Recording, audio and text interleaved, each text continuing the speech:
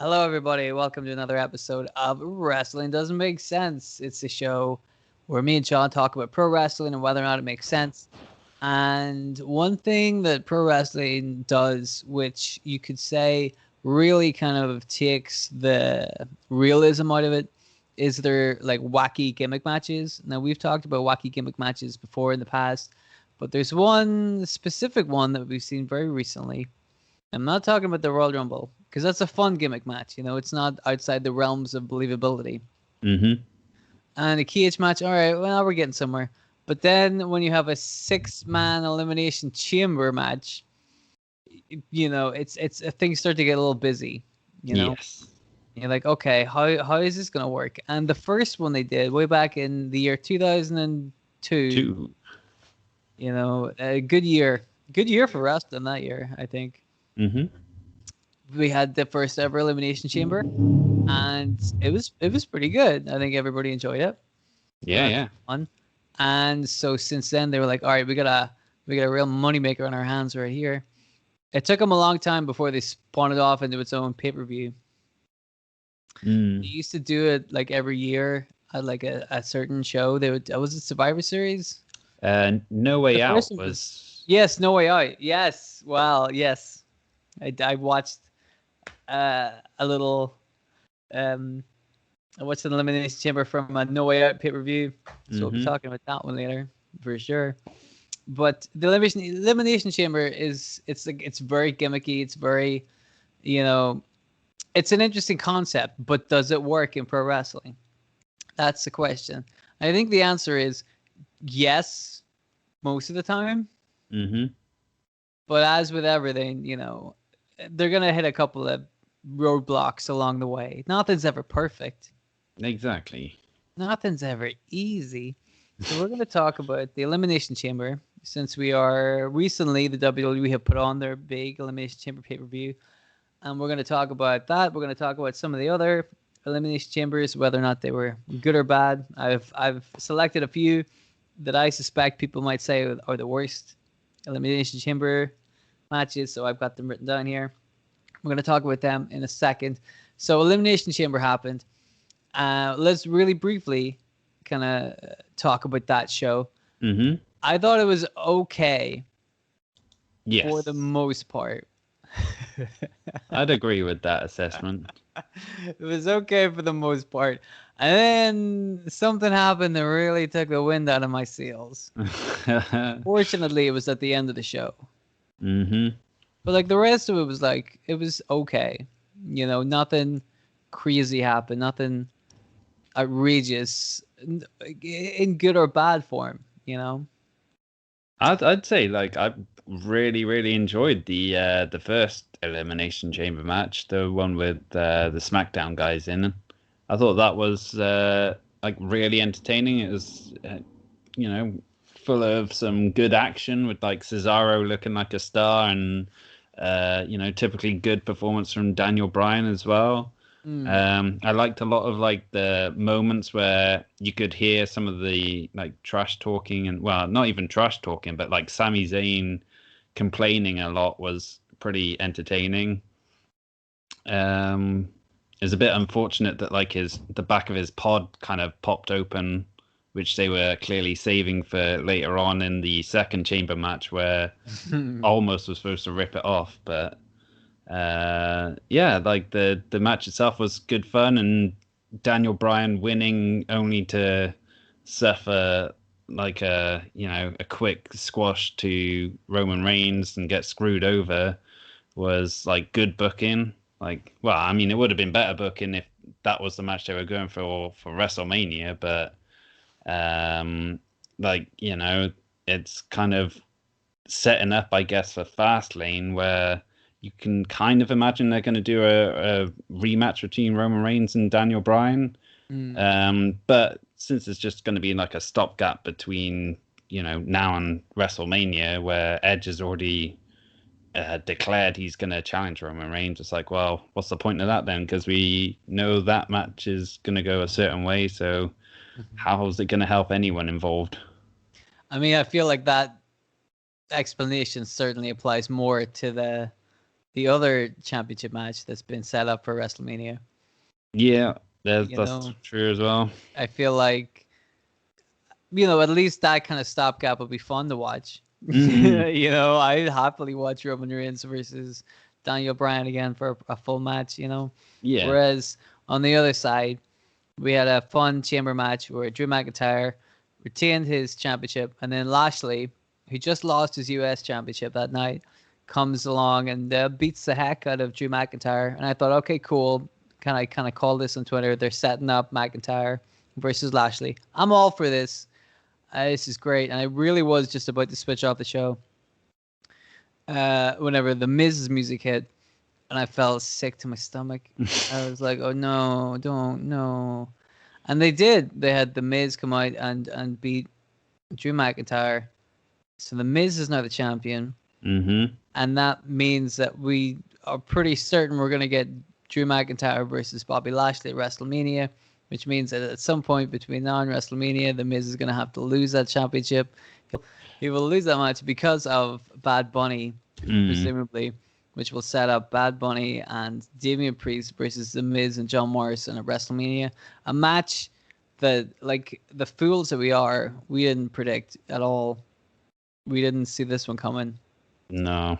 And it was so obvious. Like, why, of course there's going to be some kind of stupid, ridiculous match like this.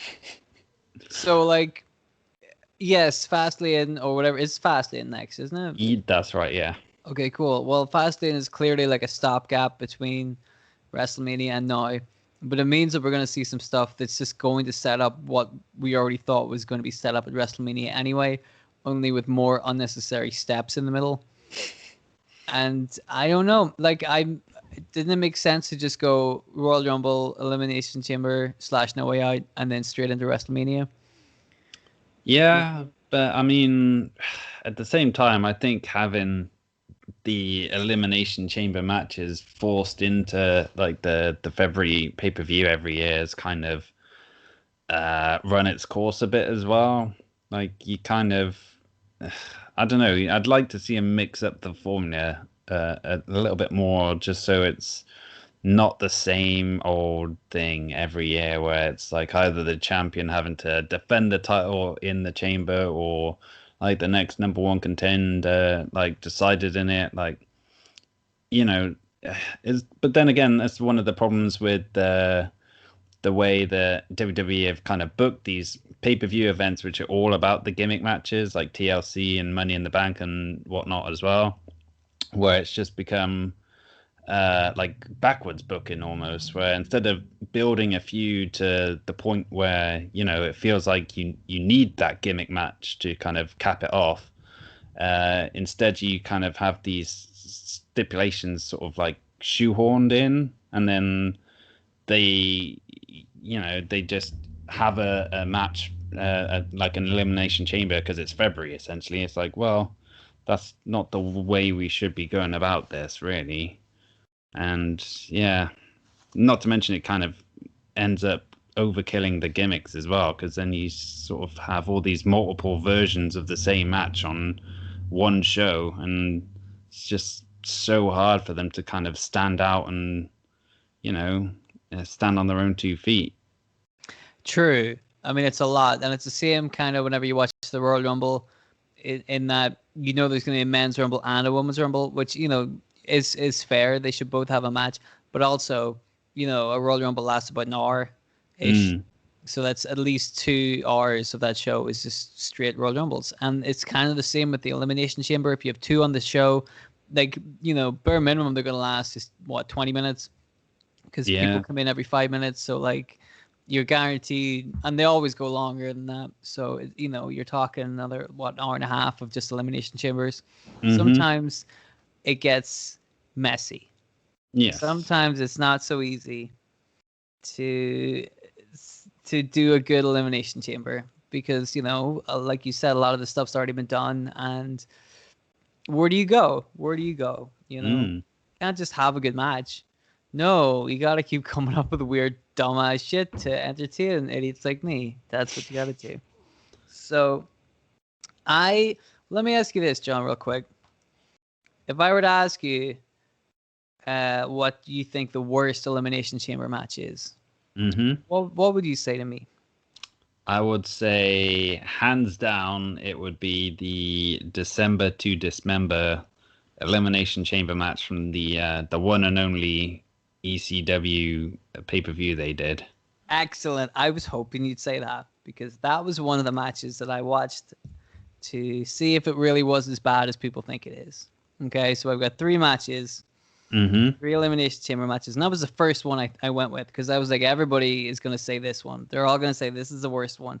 But is it the worst one? Let's find out. And in my opinion, no, it's not. Oh. I think that there is a worse Elimination Chamber than this, and let me tell you why. That whole show, right? Not so good. Mm-hmm. We all know December Dismember, great name, not great in concept, shall we say, in execution. Mm-hmm. Didn't all come together. Like the pay-per-view was a bit short, and even the match itself, the Elimination Chamber, is really short.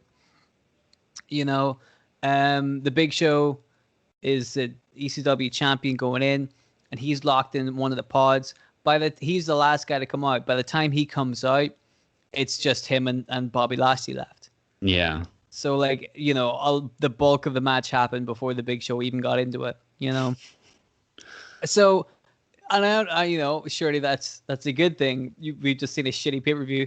Keep the main event as short as possible. That's a bonus. But I didn't think it was that bad. One thing I did not like, well, there's 2 things I didn't like.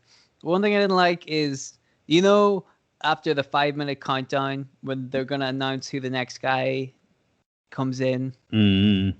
and they do this little overhead shot, and they do a little noise. Yeah. The lights, the noise that happens in the 2006 December to Dismember is so weird.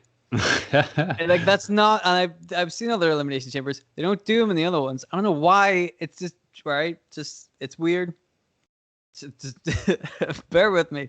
Mm-hmm. That's weird. The other thing I didn't like was that I think the audience didn't like was CM Punk going out so early. Yeah. Looking back, but here's the thing: when you look back on that match with like fresh eyes, you're like, as a match, it's not so bad, right?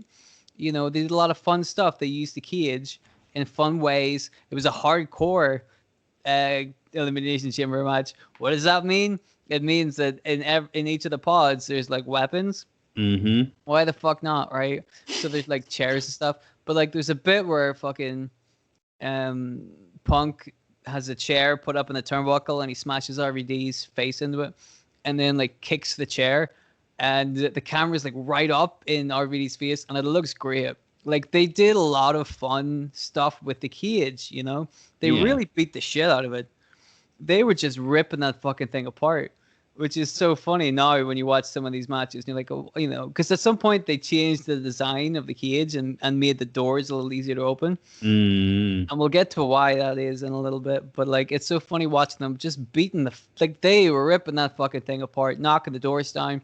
There's a bit where like Lashley can't open his pod because it's gimmick being held closed by somebody. So his weapon is a table and he just like smashes it like through the chains above his pod and just climbs out that way. I'm like, that looks cool. Yeah. Right? There was like loads of cool, like fun stuff with the cage and its environment and shit. I'm like, this is not so bad. You know what I mean? Well, I think people will give it a bad time because it's associated with a shitty pay-per-view, and I'm not disputing the shittiness of that pay-per-view. And also, this is a Elimination Chamber with, Hardcore Holly and Test in it. How good could it possibly be? But like, it's certainly not the worst Elimination Chamber I've ever seen. No, I get that. I mean, I think what makes it bad for me as well is what could have been. Like the story came out like pretty quickly afterwards that Paul Heyman had wanted to use this match to put over CM Punk and have him beat Big Show for the title like really early into the match to guarantee that there'd be a new champion. Because like he could see that the crowd were into Punk and like he was the epitome of what they wanted in this new ECW. Like they wanted to build new stars and Punk seemed tailor-made for that. But apparently Vince McMahon sort of put the kibosh on that idea and decided he wanted to go for Lashley as the winner, which, wasn't a bad choice or anything like that. But certainly it didn't go over very well with the crowd, and like they kind of booed Lashley out of the building and started chanting for TNA and stuff. But yeah, I mean, like that sort of led to Paul Heyman just getting creatively burnt out and having enough with, trying to, do ECW to Vince's specifications. So that was like the last time he had anything to do with WWE or wrestling for about like 6 or 7 years until, Brock Lesnar came back. So I think that's part of the reason why it sticks out in my mind anyway, that, it was a bit of a dud. Here's the thing though, right? The audience are like chanting bullshit and they're like, we want Punk and all this stuff, right? But then they keep going with the match and the cool shit keeps happening and the crowd still go with it. They're still into it, right? Yeah. So even though their guy lost, they're still into the match, Mm-hmm. So like the match still comes across, in my opinion, pretty okay. Like I don't think it's the worst by any stretch of the imagination. Okay. So in that case, what would you say is one of the worst then? Well, okay. I don't want to do the worst one just yet. Okay. Okay, because it was bad. It's way worse than December to Dismember. But another one I watched was from No Way Out from 2008. Mm-hmm. And I watched this one because, well, let me tell you who's in the match. And I think you'll figure out why I wanted to watch it, to see if it was one of the worst Elimination Chambers of all time. You got Batista. Okay, he's pretty good. You got The Undertaker. Oh, he's pretty good. Yeah. You got Finlay. All right. I mean, I love Finlay. Interesting to see him in a high-profile match like this, but okay. You got MVP. Mm-hmm. Again, you're like, okay, well, he's a good guy, but, Batista and Taker are the only two main eventers so far, but we're doing okay. Number 5, Big Daddy V, also known as Viscera. Mm-hmm. And the last entrant, do you want to hazard a guess? I think I might know who it was. I think you do. It's the Great Khali. So I saw this, and like, this can only be a shit show, right? Mm-hmm. This can't be good. And Batista and Undertaker start the match off, and then the first person to come in is Big Daddy V, Viscera, who, I mean, he's okay. He's a large gentleman. Mm-hmm. Big Show in the last match, 2006. That wasn't Big Show looking at his best, right? I was watching that match and going, Big Show looks really, really heavy here, Yeah. And he's kind of moving slow, but he's still like, he's still got the moves.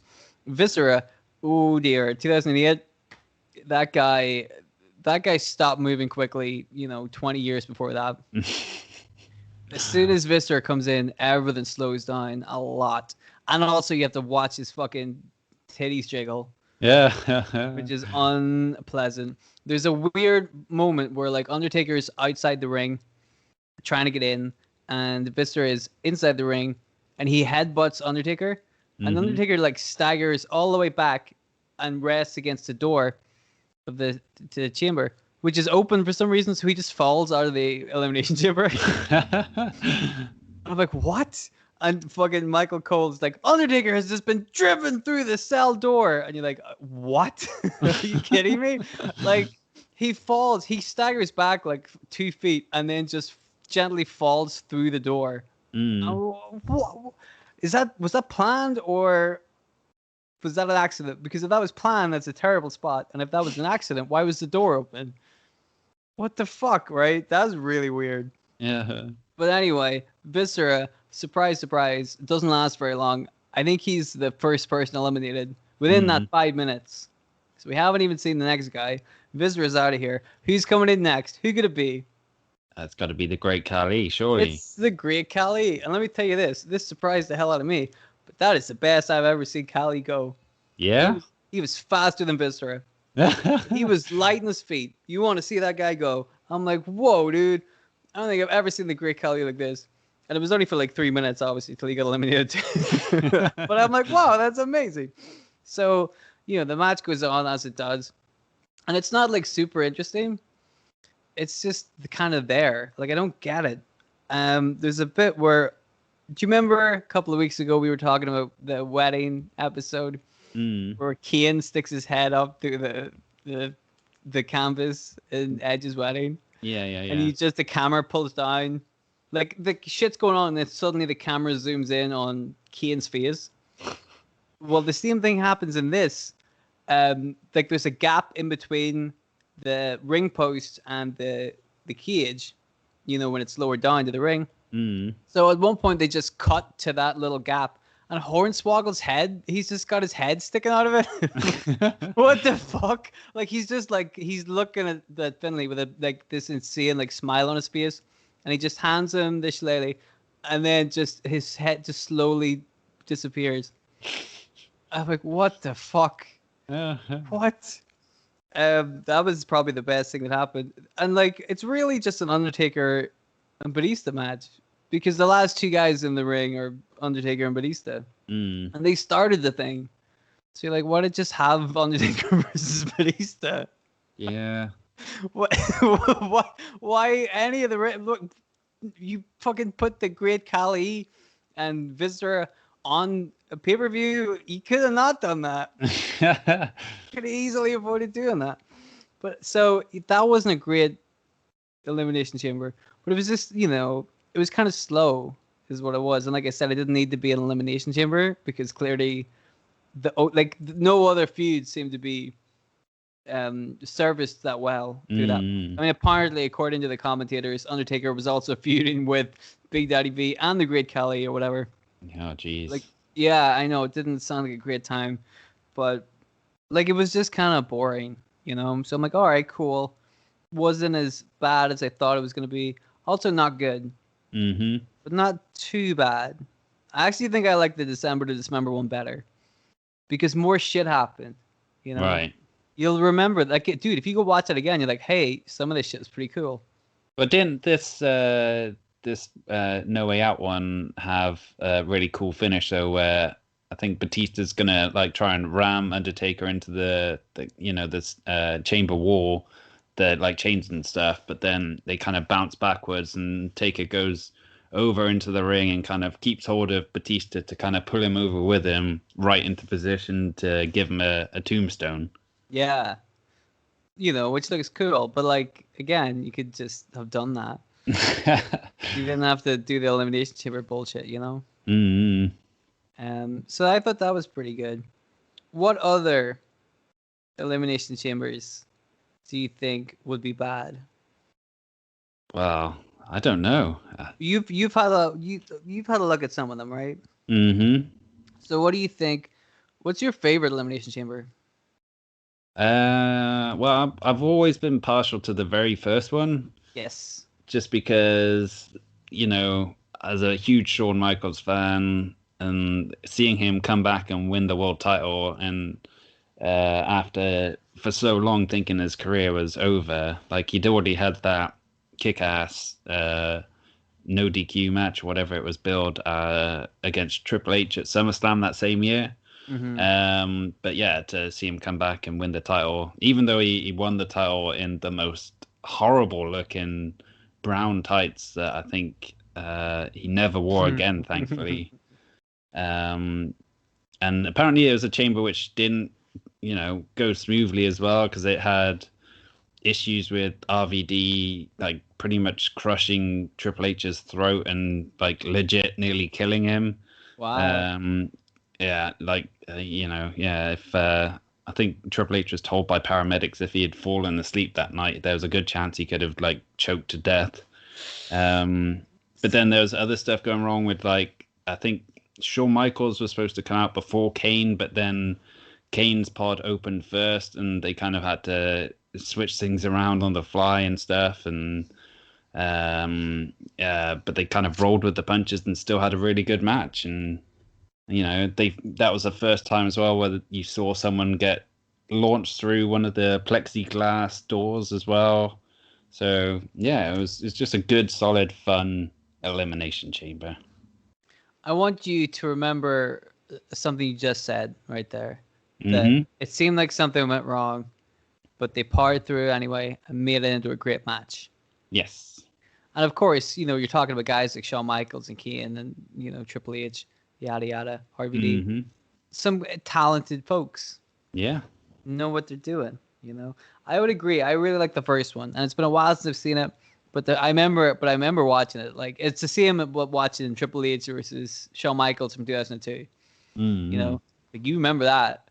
Oh boy, do you remember it? And it's fun. It's crazy looking. They use the cage, and but that's what I liked about that kind of era was that sometimes if shit went wrong, like the guys in the match could cover for it with Yeah. no problem. They were pros. They made it look like they knew what they were doing.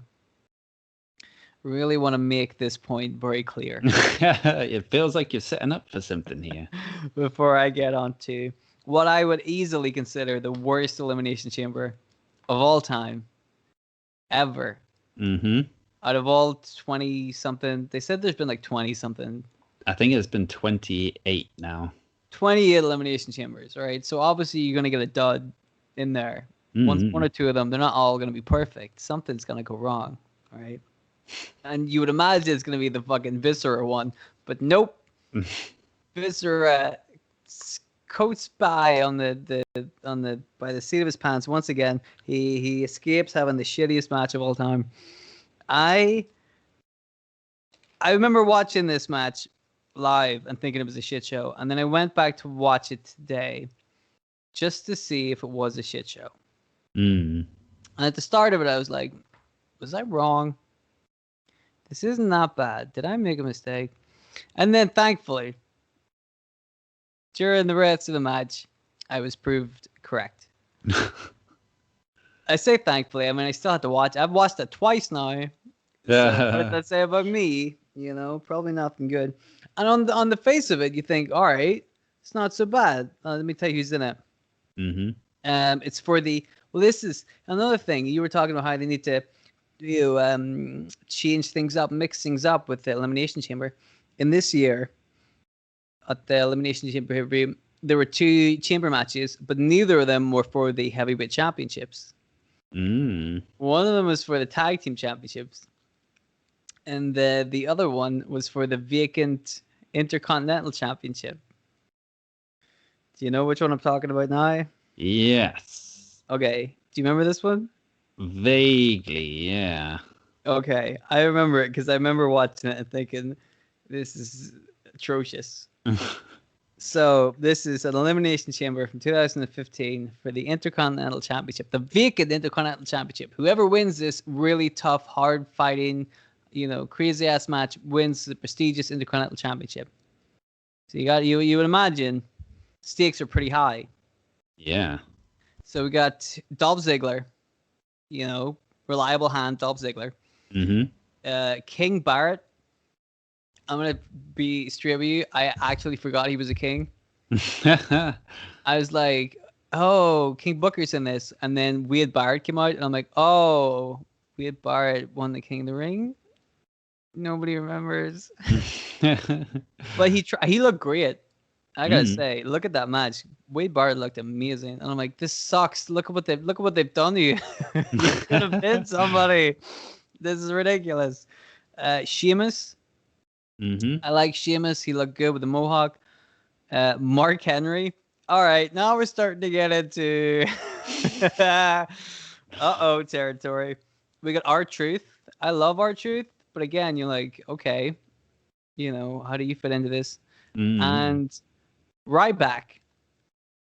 Good old reliable Ryback. Ryback who believes he should have been paid as much as Triple H for his contributions to wrestling because they're all actors, so why don't they earn the same amount of money, right? Oh dear. So he should be paid as much as Shawn Michaels and Triple H, 2 guys in that former Elimination Chamber match we were talking about, who were able to make things look smooth and seamless. Mm-hmm. To make it look as if it isn't totally 100% fucking choreographed, right? Because they're pros. What? You can see where I'm going with this. Do you think am I laying it on too heavy? No, I think you're just setting the scene nicely. Good. I really want people to understand.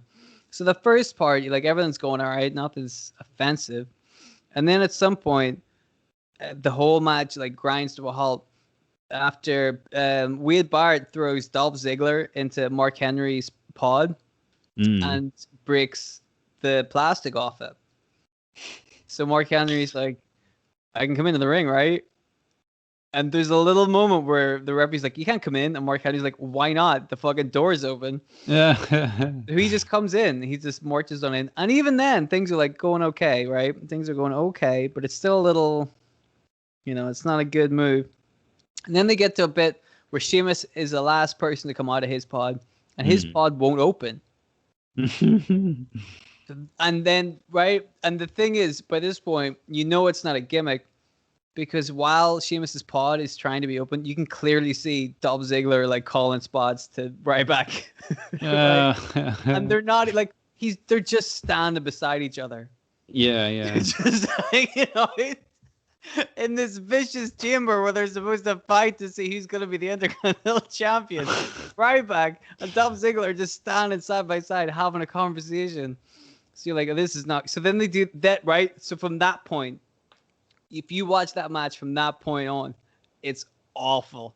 The crowd are dead. The crowd couldn't give a fuck, right? Say what you want about December to Dismember, but like I said, they still reacted to all the cool shit, right? Yeah, there was some cool shit that went on. They knew how to use the cage. After that point, dead. The audience is dead. Nothing they can do can save that shit. And it goes on, and none of it makes any sense. Like, if Sheamus is stuck in the pod, here's a wacky idea. Brawl around the fucking cell. Yeah. They're all in the middle of the ring looking like idiots. And I'm like, you're in the fucking Elimination Chamber. But all of you, like, you can milk, like, rubbing some guy's face against that chain for ages. Yeah, exactly, yeah. Ages, right? You can milk it, right? But they're just standing around looking like idiots. And then they do a handful of spots that clearly Dolph Ziggler has shouted at them. And it's a mess from that point on. It's just awful. You know what I mean? And because there's no psychology in it after that. And it really points out that there are clearly, it's weird, right? There's a bit, Sheamus's pod doesn't open. And then after a while, Sheamus like bends down and opens his pod because he wears this little cross necklace to the ring. And he has it with him, and he has it like in the door, and he takes it out of the doorway, and it opens. Yeah. Right? But that being in the doorway wouldn't have stopped it from opening. No. So I'm like, is he doing that?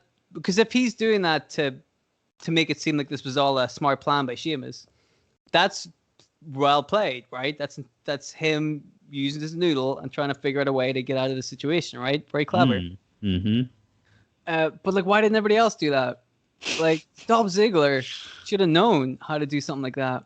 And it's so funny that they're standing around there with Mark Henry, who entered the pod too early, and then Sheamus, who entered the pod too late. But like, seriously, they watch that match and watch everything just fall apart from that point on. It's awful. It's, and I don't think that was the main event. I think there was more shit to come after that. And that audience was fucking dead. And guess who won? It was Ryback, wasn't it? Yeah, a way to get the crowd entertained. Yeah. Get the crowd back on your fucking thing, to have Ryback win it. I think that match is a real good example of like the divide between, the older school and the newer school. Because like a lot of people used to be able to call it on the fly. Like, how many matches did we watch where somebody gets injured and they just keep it rolling? Like the TLC matches, I remember one, Bubba Ray Dudley got concussed one time and Edge was like calling spots for him to do because he couldn't remember what he was supposed to do. Yeah, but they made it work. You wouldn't know if you watched that match. You wouldn't know anything went wrong. The one that always got me was the triple threat at SummerSlam 2000 between The Rock and Triple H and Kurt Angle. Yeah. And Kurt Angle gets concussed and they take him away halfway through the match and then he comes back out. Right? I didn't know that that was real. I always thought that's just the way the match goes. Yeah. Right? I'm like, that's part of the angle in the match. I get it. No, that actually happened. Kurt Angle really did have to get stretchered out of there. And then he came back in again. I'm like, but they made it like it just seemed like part of the match. Mm-hmm. You know, it was just like, there's no issue here. Like, it's seamless, right? They're pros. But then you have this match, and you got guys like, you know, all of these guys have been in the wrestling business for a long time, with the exception of Ryback. Yeah. You know, Mark Henry, Sheamus, Barrett, R-Truth, Dolph Ziggler, they've all been doing this for a long time. Mm-hmm. It's very strange how, and again, Sheamus wasn't in the match to be able to call the audibles because, you know, he was stuck in his pod, but like, they all kind of freeze up and nobody knows what to do. It's really interesting to watch. You know, that's why you can't, guys out there listening, and I know nobody's listening. But if you are listening and you're an aspiring pro wrestler, you got to learn how to, like, don't be too reliant on like spots and shit. Mm. Because you're just gonna get lost. Because if you do get lost, what do? Do it again? It's not gonna work, you know. And like that cell, there's so much you could do with that cell, or to improvise, or to work around it. I don't know, man. Fucking weird. Yeah.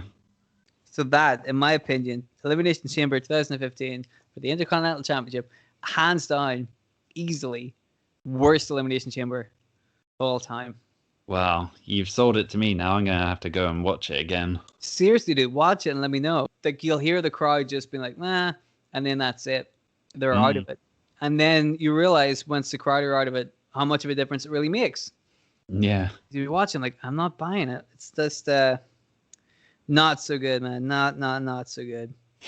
So that was, I really kind of wanted to watch because I remember the tag team one not being as bad, but also not super great. Was that the first ever tag team one they did as well? Yeah, I think so. So like, that's interesting that they're trying to, you know, like we said earlier, having it as a stopgap in between the Royal Rumble and WrestleMania makes it interesting when the championship's on the line, because you can usually tell who's going to win. They're not doing a whole lot of surprise title changes before WrestleMania. Although, you know, this year proved me a little bit incorrect, but you know what I mean. Yeah. So at some point they were like, well, let's do Intercontinental one or a tag team one. Like, that's interesting. Because then you really do get the idea that anything could happen. You know, that that there could be a big championship switch before WrestleMania. That's, you know, still interesting. Yeah. Although you can see why they haven't done it since then, I don't think. Yeah. How many women's Elimination Chambers have there been? I think there's certainly one singles one was in 2018, where it was Alexa Bliss defending, I think it was the Raw Women's Championship, against Bayley, Mandy Rose, Mickie James, Sasha Banks, and Sonya Deville. But they've also done the women's tag team title as well. Like, that was the inaugural champions were determined at Elimination Chamber 2019, where it was, you know, Bayley and Sasha Banks, Carmella and Naomi, Mandy Rose and Sonya Deville, Nia Jax and Tamina, the Iconics, and the Riot Squad, all fighting for the women's tag team titles. I miss the Iconics. Yeah, man. I don't understand why they split up the Iconics and then thought we'll put them both in tag teams. Yeah, it's pretty baffling. But, you know, yeah, I remember that the tag team one. I thought that was all right. Although, you know, Nia Jax. Yeah. I think just looking it up, they did a Raw Women's title match as well at last year's Elimination Chamber, which is, I guess, the last, you know, pay-per-view that was held in front of fans, where Shayna Baszler went on a tear, and I think she eliminated everyone in the match, didn't she? That was the setup at WrestleMania. I think the winner went on to WrestleMania to fight Becky Lynch. That's right. Yeah. and she just fucking. And that's how you build somebody up. Mm-hmm. You have a woman like Shayna Baszler go into that cage and not give a fuck and just kill everybody in it, right? Yeah. Because then she looks like $1,000,000. And then what did they do after that? Here's the thing, right? A little tangent, if you will. But after WrestleMania, it seemed pretty clear they were going to set up Shayna Baszler versus Becky Lynch 2, right? And then obviously we got the news that Becky Lynch was pregnant, so that wasn't going to happen, right? Yeah. But if that the plan was still to do Becky versus Shayna 2, like they had faith in Shayna Baszler that she was a good worker, right? And they built her up like a fucking powerhouse at Elimination Chamber. If they realized that Becky Lynch was going to be on the shelf for a couple of weeks, why did they just stop the momentum for Shayna Baszler? Yeah. Like they just cut the fucking wheels off her for months, but then they're like, team up with Nia Jax. That's something for you both to do. Like, what a weird. Why wouldn't you keep the pressure on? Because then you could have in a couple of months Shayna Baszler versus Asuka, which would have fucking ripped. Instead of that, what we got was, I didn't hate it because it all involved Asuka and I like her, but it was like her feuding with Sasha Banks and Bayley, who were on the other fucking roster. They were on SmackDown, she was on Raw, and like we got some fun matches out of it. But like, shouldn't the Raw Women's Champion be defending her championship against the people on Raw? Yeah. You know, like why couldn't you have had Shayna Baszler versus Asuka at SummerSlam? That would have been cool. You know, I don't know, but yeah, exactly. Like a good Elimination Chamber you can use to fucking build people up. Which is. Again, like one of the reasons people don't like the December to Dismember one is because Punk didn't get a chance to shine when he could have like whipped it in there. Yeah. It's all about figuring out, and that's the thing. Sometimes you see them going into these big shows, and like you said, they've booked themselves into a corner, but they haven't really planned out what's going to happen. You know what I mean? Like you used to get, guys like RVD in there, and they figure out how to use the cage, and they figure out how to make somebody else look good. And stuff like this, but they don't really do that, with the exception of Shayna Baszler one. Well, I was going to say there's the Kofi one as well from a couple of years ago, where like he ended up replacing, I think it's supposed to be Mustafa Ali, who was originally booked for the Chamber match, but then he got injured, and then Kofi Kingston got put into that gauntlet match on SmackDown like a few days before the Chamber, where he was given this incredible run where he beat everyone pretty much until falling to Daniel Bryan at the end. But like in doing that, like it got the crowd so behind him that it just started building this wave of momentum, which ended up carrying him all the way to WrestleMania. Because at that time, I don't think there was any plan for him to main event WrestleMania with Daniel Bryan, because like I say, he pretty much replaced someone else in the match. So that gauntlet match before Elimination Chamber, and then the Elimination Chamber itself, where he got down to the final two with him and Daniel Bryan, and he had that sort of moment where he hits Trouble in Paradise and looks like he might actually win, but no, Daniel Bryan kicks out and then hits the knee, but then Kofi kicks out of that as well, and you think, oh, holy shit, he's got the chance to do it. And then the way they played that was just really, really well done, and kind of set the stage for Kofi Mania, like for the next month or so. But like, well, that's a fair point. I mean, that Elimination Chamber really helped. But like, if Ali was there, like that, the match at WrestleMania wouldn't have been Daniel Bryan versus Ali. No, I wouldn't have thought so. So it's interesting to know, like, what do you think their plans would have been? Maybe. Well, it was AJ Styles, Jeff Hardy, Randy Orton, and Samoa Joe. But this was during the time as well where Daniel Bryan was like, the planet's champion. So he was very much a heel at that point. So I can't remember what the alignments were for everyone else. I imagine Jeff Hardy must have been a face.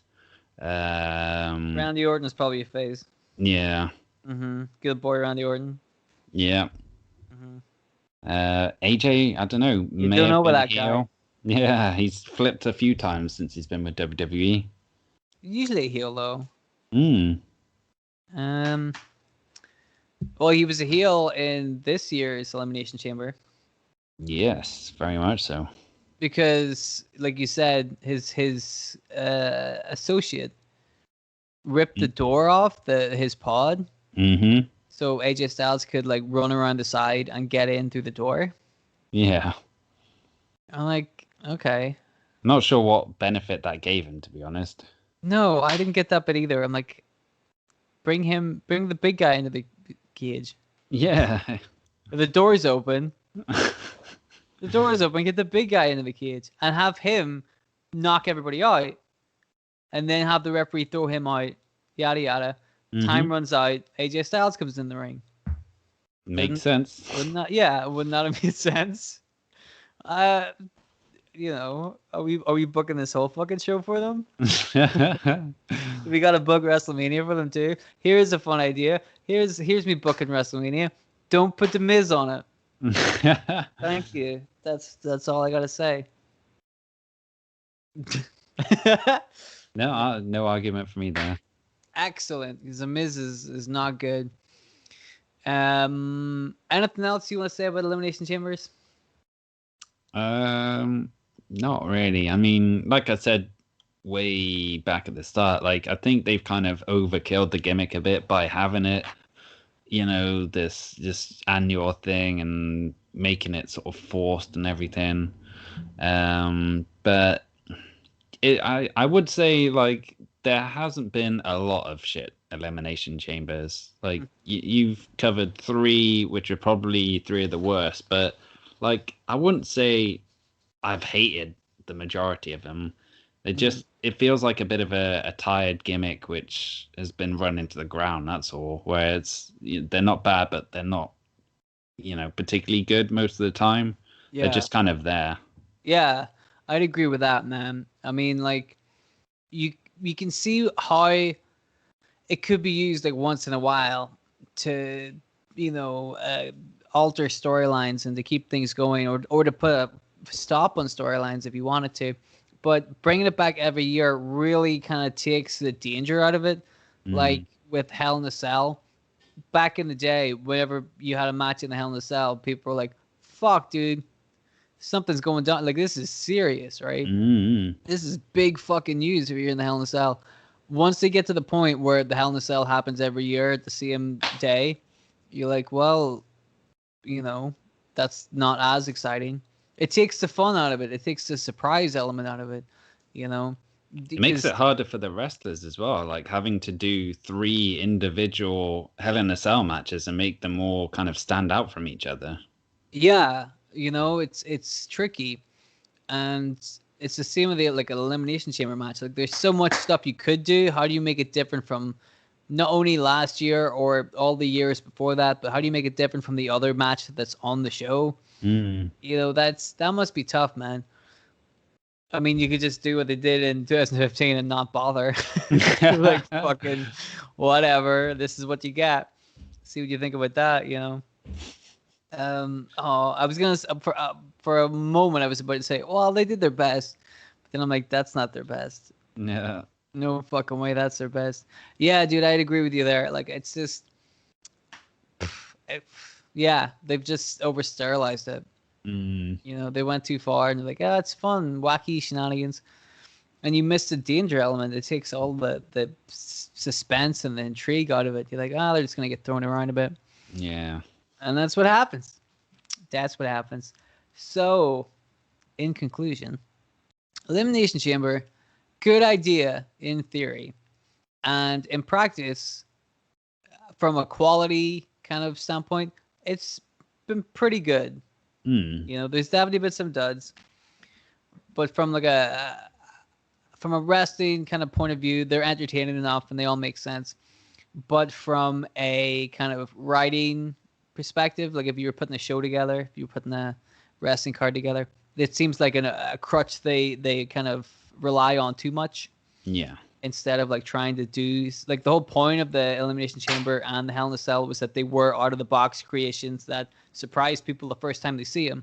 Mm-hmm. Once you see them every year, you're like, all right, it's just another fucking thing, you know. But yeah, there's been some good ones and there's been a handful of bad ones. Let me tell you this, man. Trust me. Go back and watch December to Dismember 2006.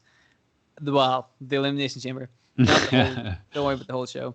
And then watch the Intercontinental Championship Elimination Chamber match from 2015. Right? Watch them both, and you'll soon see December to Dismember ain't that bad.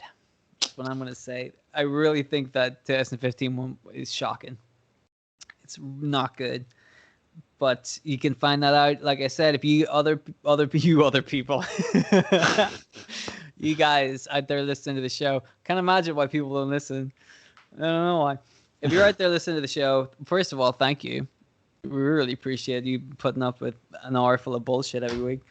But if you want to see a really bad Elimination Chamber match, trust me, check out the one from 2015. You will be disappointed. You really will, because it's not good. That's what I would pick as my worst Elimination Chamber match. Let us know what you think is the worst Elimination Chamber match in the comments, and we'll read them. We'll read them all on the show next week. So there you go.